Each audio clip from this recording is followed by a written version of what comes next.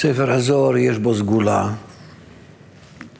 הסגולה הזאת היא לא תלויה כמה שאנחנו מבינים, אלא כמה שאנחנו נכנעים כלפי אותה הסגולה. שאני רוצה לקבל אותה, אני רוצה שזה ישפיע עליי, אני רוצה שזה ייתן לי כוח השפעה, כמו הכוח הזה בעצמו, מה אני מצפה מהתורה, סך הכל. כוח השפעה, כולה ככה, כמו שכתוב לכל בשר ומרפא.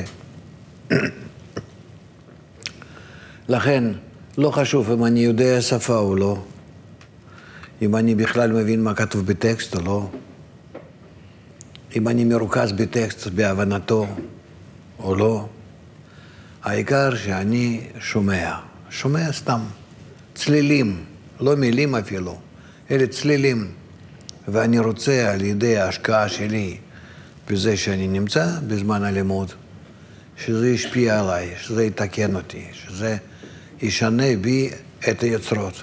כמו שנולדתי עם הרצון האגואיסטי, ובו אני מרגיש רק את העולם הזה, שישתנה בי הרצון הזה לרצון הפוך, שאני אוכל לראות מחוץ לי עולם העליון.